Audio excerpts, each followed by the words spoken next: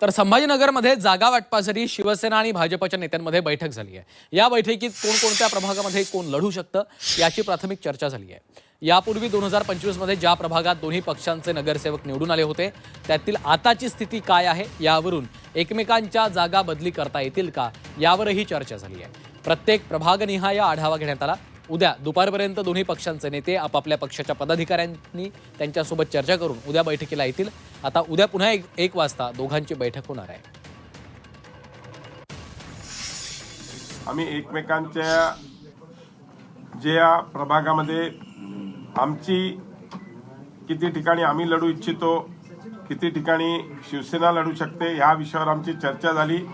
आम्ही दोघांची एकमेकांचे मागणी एक्सचेंज केली आणि ती लिहून काढलेली आहे आणि त्या हिशोबाने आमची चांगली पॉझिटिव्ह चर्चा झालेली आहे। पुढच्या 2 दिवसात आम्ही ह्याच्यावर आमच्याकडून, कारण की शेवटी आपल्याला माहिती आहे की पक्षात प्रत्येक पक्षामध्ये मागणी भरपूर आहे, त्यामुळे आम्ही आमची मागणी आणि त्यांची मागणी आम्ही लिहून घेतलेली आहे आणि त्या हिशोबाने आता एकदा आम्ही इंटरनल दोन्ही पक्ष आपल्या आपल्या पक्षामध्ये चर्चा करू। आता त्याचा जर आकडा जर आम्ही तुम्हाला सांगत बसलो तर त्याचा म्हणजे गैरसमज हे उमेदवारामध्ये होतील, म्हणून कृपया करून आम्ही तो आकडा निश्चित सांगणार नाही, कारण की त्याच्यामुळं मग आपला वाढ सुटला का नाही सुटला का ह्या ज्या चर्चेला उधाण येतं ते होऊ नये, त्याला ब्रेक बसावा, म्हणून आम्ही त्या आकडा निश्चित जाहीर करणार नाहीत।